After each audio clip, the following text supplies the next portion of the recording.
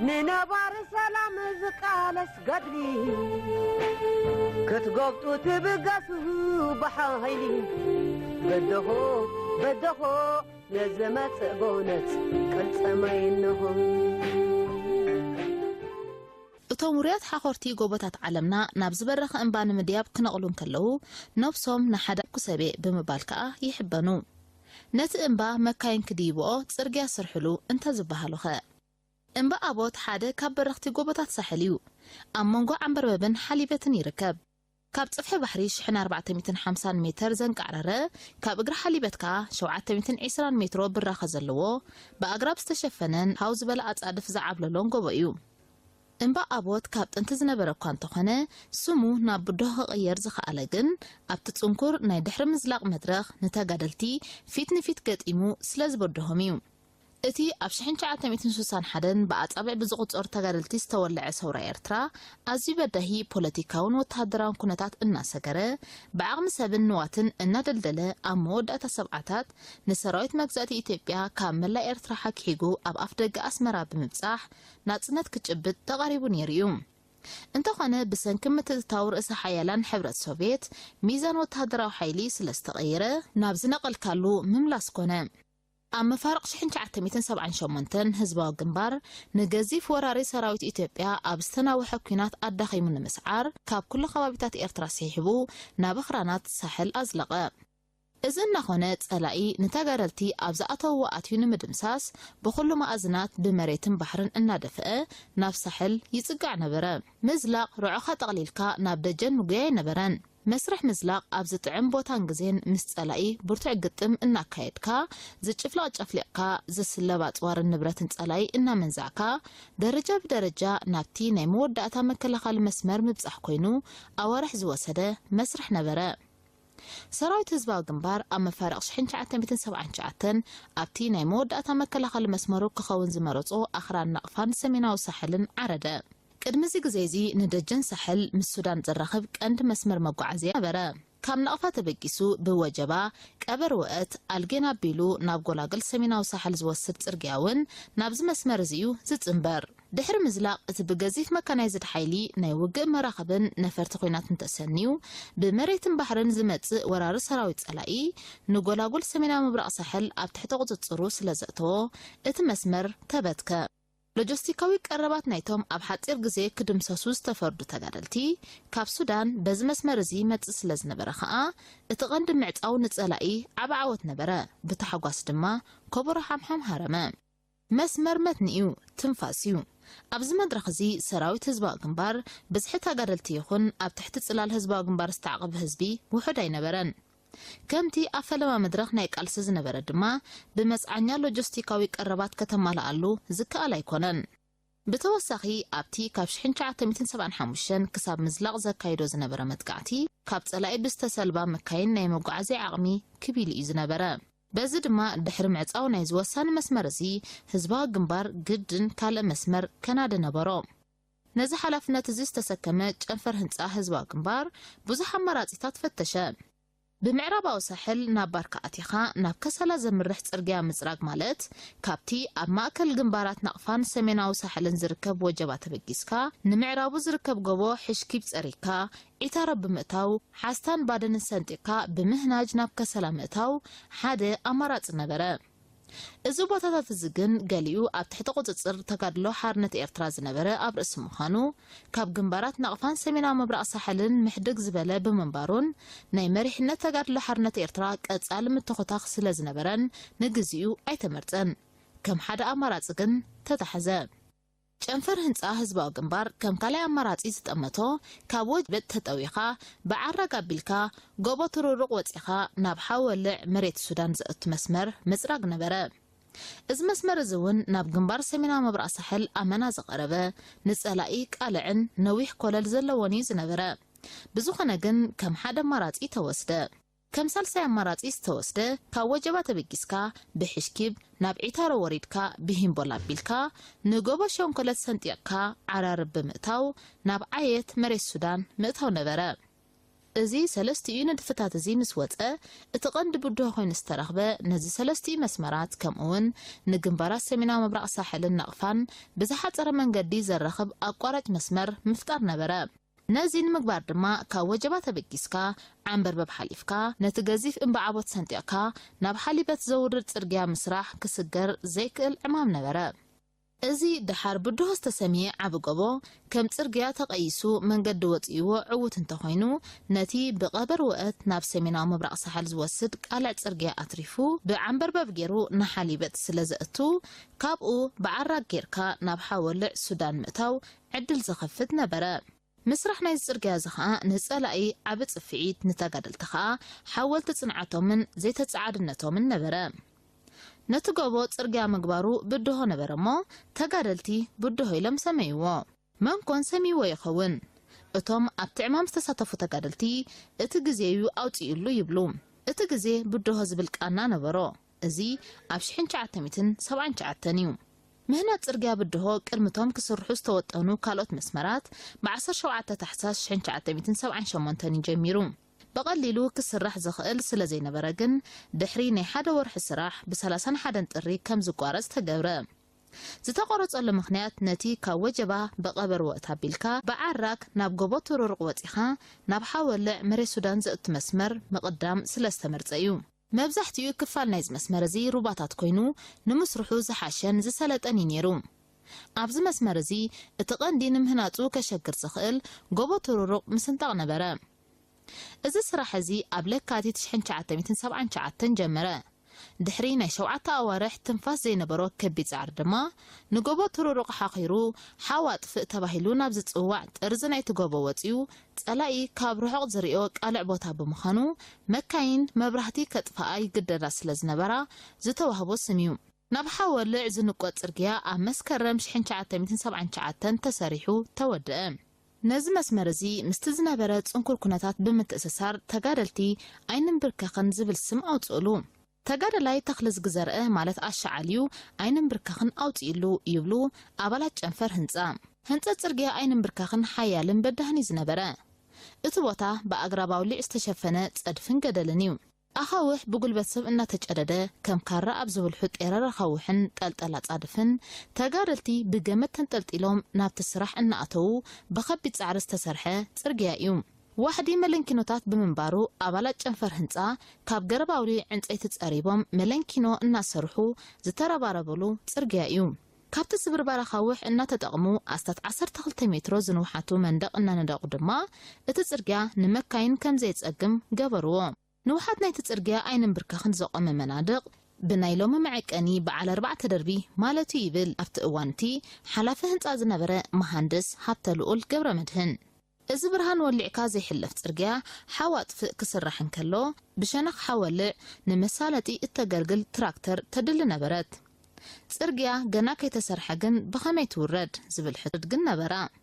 اما ترشتا بقول بتسب كتورد ابسم معتبصحه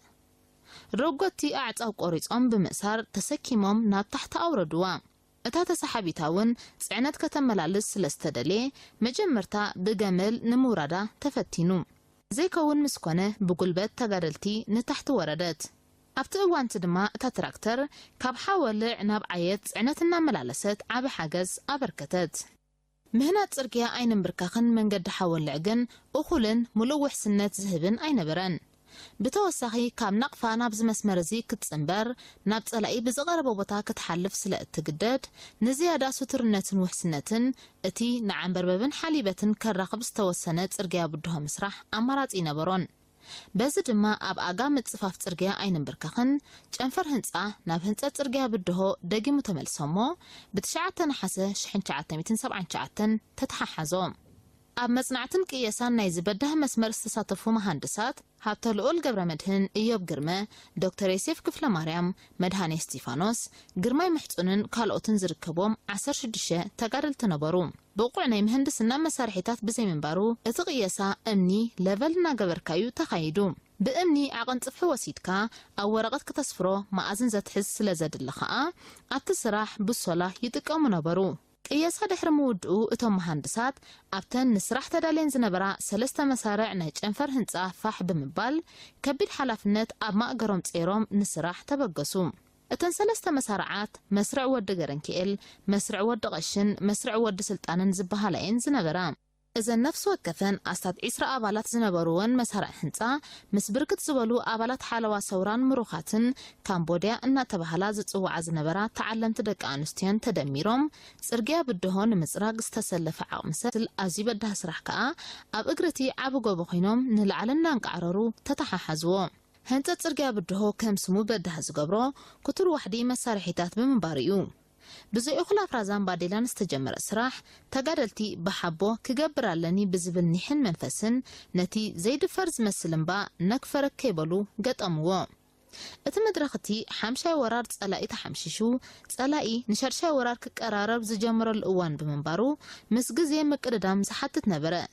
حصوصنتنا يتسرح كأ توسخي بدوها نبرا جنفر هنصا هزبا قنبار كاب قدم مزلق جميرو بزوحنا يترقيا سرحات أسلاسيليو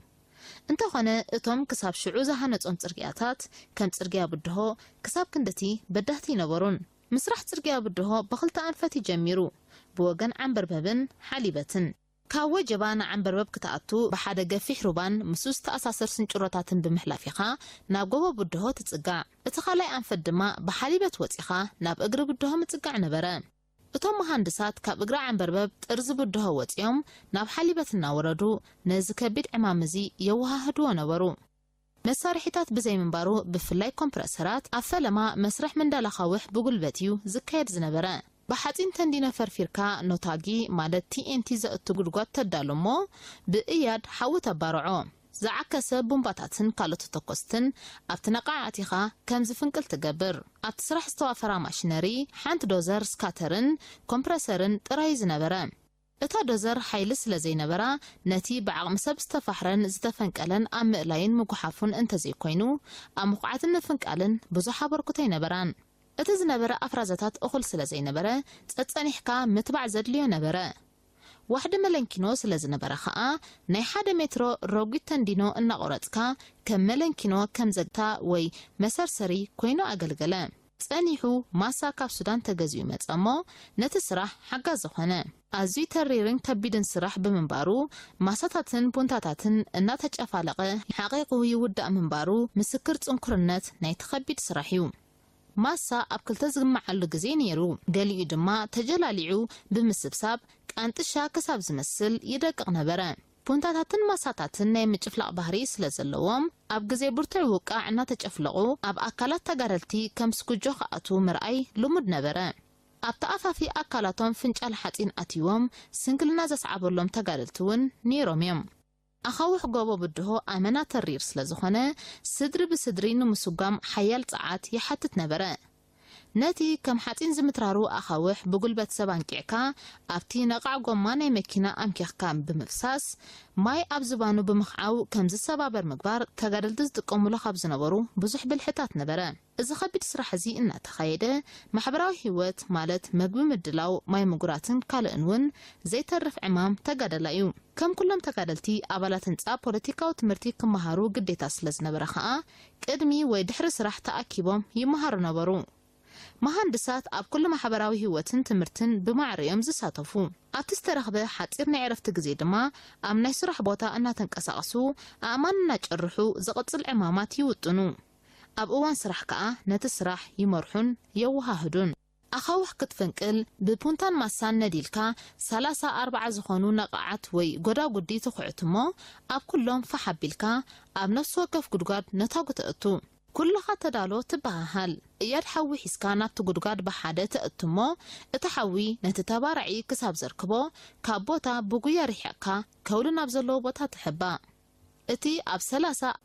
انت زيك التفكا قوبا فريسو كتاقتكان دانا قولا كركبكان يخيليو أبز سرحزي نسكلا زدحانو زتهارمون استتاقتن كم اوون زسنكالون زتسوون تقارلت اللو ጎቦ ብድሆ ክጽረግን ከሎ እቲ ጎቦ ጥራይ ዘይኮነ ምስኡ ምትእስሳር ዝነበሮም ብሸነኽ ሓሊበትን ዓንበርበብን ናብቲ ጎቦ ዝጽጉዑ መስመራት እውን ክጽረጉ ስለ ዝነበሮም እቲ ዝነበረ ዓቕሚ ሰብን መሃንድሳትን ይከፋፈል ነበረ። ብዘይካዚ ኣብ ካልእ ከባቢ ግንባራት ናቕፋን ሰሜናዊ ሳሕልን እውን መበጻጽሒ ዕጥቅን ስንቅን መውፅኢ ውግኣትን ዝኸውን ናብ ደጀን ዝጽንበር መጠነ ንኡስ ጽርግያታት ጎኒ ጎኒ እዚ ዓብ ዕማም ይስርሑ ነይሮም እዮም። ካብ ጽርግያታት ወፃኢ እውን ካልኦት በብዓይነቶም ህንፃዊ ስራሓት ይሰላሰሉ ነበሩ። በዚ ድማ እዚ ደጀን ናይ ምድልዳል መድረኽ እዚ ንኣባላት ጨንፈር ህንፃ ዕረፍቲ ዘይነበሮ ኣዝዩ ጽንኩር እዋን ነበረ። ኣባላት ጨንፈር ህንፃ ዓመትን ወርሕን ድሕሪ ዝወሰደ ከቢድ ጻዕሪ ብ26 መስከረም 1980 ንጎቦ ብድሆ ሰንጢቖም ንሓሊበትን ዓንበርበብን ኣራኸብወን። ጽርግያ ብድሆ 32 ጥውይዋይን ኣንጎሎታትን ዘለዎ ዘደንጹ ናይ ጎቦ ጽርግያ እዩ። ነዚ 12 ኪሎ ሜትር ዝንውሓቱ ከቢድ ስራሕ ዝሓተተ ጽርግያ ምስ ወዱ ተጋደልቲ ኡፍ ይበሉ።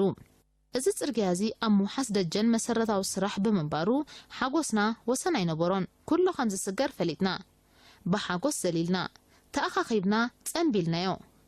ሻምፓን ደኣ ኣይከፈትና ንበር ይብል ኣብዚ ታሪኻዊ ስራሕ እዚ ዝነበረ ተጋዳላይ ባህለቢ ገብረ እግዚአብሔር።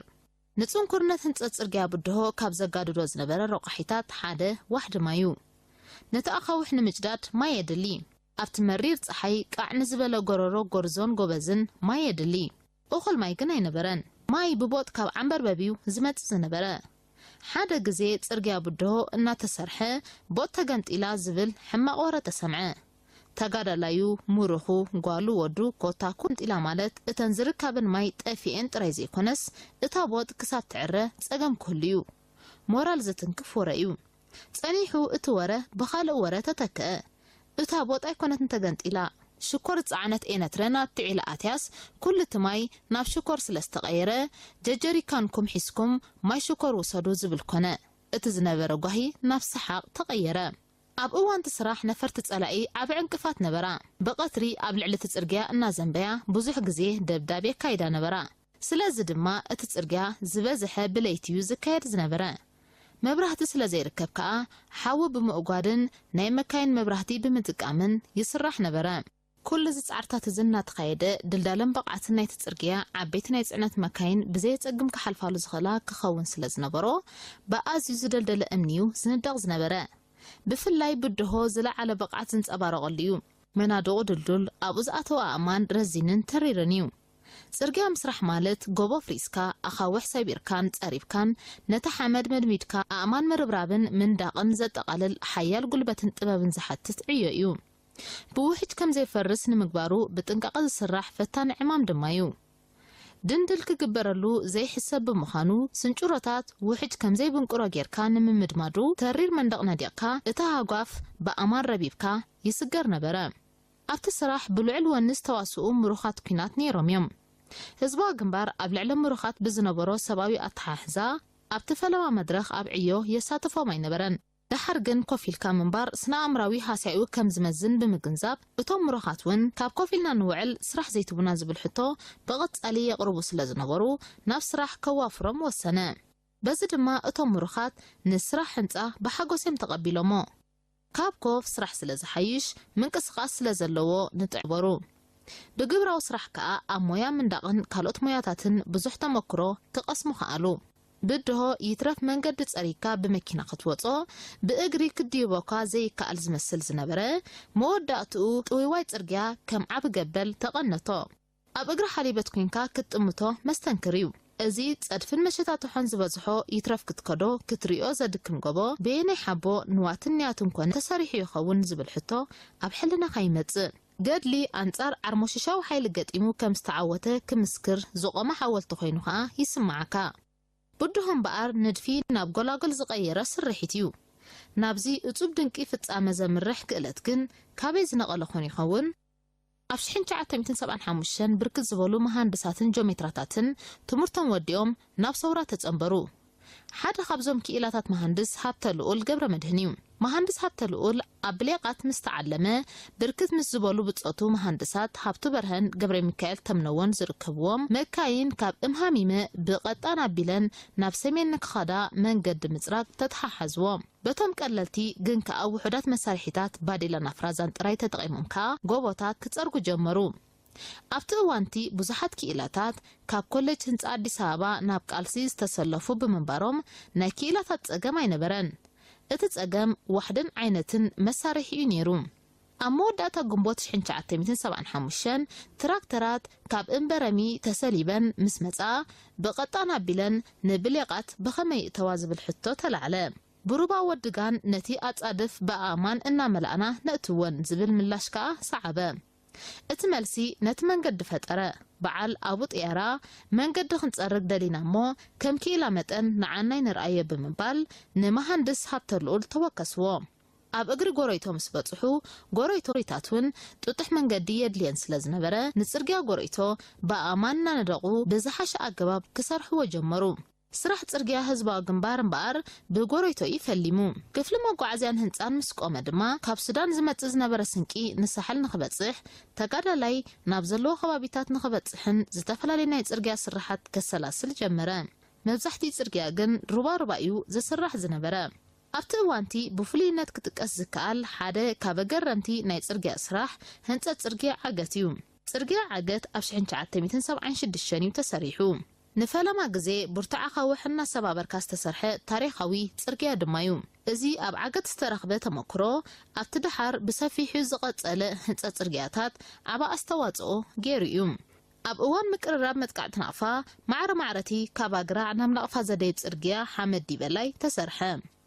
ናቕፋ ምስ ተታሕዘት ከዓ ጽርግያ ሓመድ ዲበላይ እንደገና ተመሓይሹ ተጸርገ ክሳብ ከባቢ እንደዓሊ ሕጎ ከም ዝበጽሕ ድማ ተገብረ ናቕፋ ነፍዓበትን ሓራ ምስ ወፃ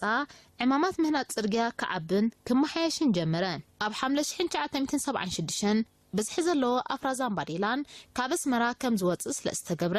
ንኽፍሊ ህንፃ ዓብ ሓገዝ ኮነ ነቶክትን ኮምፕሬሰራትን ከዓ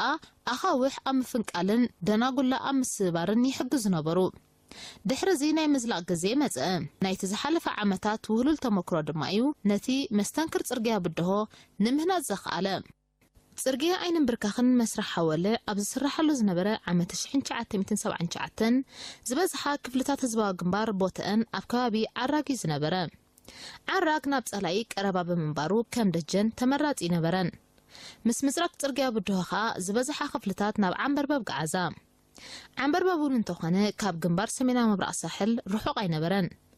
በዚ ድማ ዓራርብ ኣብ ዝዝርጋሕ ቦታታት ክድኮን ተመራጺ ኾነ ናብ ሂምቦልን ዓራርብን ከኣቱ ድማ ብጎቦ ሕሽክብ ናብ ዒታሮ ዘውርድ ጽርግያ ክትጽረግ ግድን ነበረ ካብ ሂምቦል ናብ ዓራርብ ክትሰግር እንተኾንካውን እቲ ሓናቕ ቦታ ክሳድ ናህባይ ማለት ጎቦ ሸንኮለት ክትጽረግ ነበሮ ስለዚ ድማ ድሕሪ ምጽፋፍ ህንፀት ጽርግያ ብድሆ ኣብ መስከረም 1981 ጽርግያ ሸንኮለት ክስራሕ ተጀመረ እዚ መስመር እዚ ብዓራርብ ዓየት ኣቢሉ ንመራፊት ሱዳን ዘእትዩ ሸንኮለት ልክዕ ከም በዓል ብድሆን ዓይንን ብርካኽን ዘይተኣደነ ዓበይቲ ኣኻውሕ ዝተጸፍጸፈ ጎቦ እዩ ኣብ ርእሲ እናተሓናገርካ ኣብ ሸሎ ዝበለ ኣጻድፍ ሰባት ብገመዳን ጠልጢልካ ድማ ድሕሪ ናይ 10 ኣወርሕ ከቢድ ጻዕሪ እዚ ኣገዳሲ ባብ ሸንኮለትውን ኣብ ሓምለ 1982 ተራሕወ በዚ ድማ ናብቲ ድሓር ብዙሓት ትካላት ህዝባዊ ግንባር ዝዘፈራሉ ዓራርብ ምስጋር ተኻእለ ካብ ዓራርብ ናብ ዓያት ዝነበረ መንገዲ 74 ኪሎ ሜትር ዝንውሓቱ ኮይኑ ሩባ እዩ መዓልታዊ ምጽራግን ምዕራይን ይጠልብ ብምንባሩ ድማ ኣብቲ ዝቐጸለ ዓመታት ብቐጻሊ ንምጽጋኑ ኣድካም ስራሕ ዝካየደሉ ዝነበረ መስመር እዩ ቀንዲ ዕላማ ህንፀት ናይዞም ጽርግያታት ነቲ ብዙሕ ፖለቲካዊ ቁጠባውን ማሕበራውን ንጥፈታት ዝካየደሉ ደጀን ምስ ሱዳንን ምስ ቅድመ ግንባራትን ዘራኽቦ ጸላኢ በቐሊሉ ክበጽሖን ከዓጽዎን ዘይክእል ውሑስ መስመራት ምፍጣሪ ነይሩ ነቲ ኣብ ፈለማ 1979 መስመር እምሃሚመ ቃሮራ ዓጼ ተጋደልቲ ኣኺልዎሚ ጎረሮኦም ተሓኒቑ ኢሉ ንዝፈከረ ጸላእ እምበኣር ምህናጽ ናይዞም ኣብ ሓጺር ግዜ ዝተወድኡ ጽርግያታት ተስፋ ዘቑርጽ ነበረ ሓደ ናይ ጸላኢ ፓይሎት ነፋሪት ውግእ ኣብ ሰማይና ዘንበየ ነቲ ዝተሰርሐ ጽርግያታት ምስ ረኣዮ ብምሕር ምግራም በሉዚኦምሲ ናብ ሰማይ ወፂኦም ኢሉ ክዛረብ ተጠሊፉ ማለት ተሰሚዑ እዩ እዚ ኩሉ ጻዕርን ሃለኽለኽን ብዘይ ዋጋ ይነበረን ዋጋ ቃልሱ ንወተሃደራውን ቁጠባውን መዓላ ዝውዕል ትሕተ ቅርጺ ከነጽፍ እንከሎ ብዙሓት ክኢላታት ኣባላት ህንፃ ብመስዋዕት ተኸፊሉ እዩ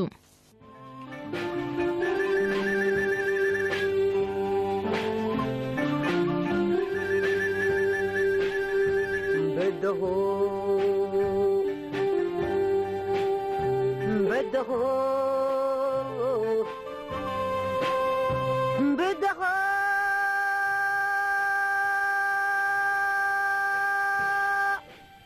ننبار سلام زقالس قدلي كتقبطو تبقاسه بحايلي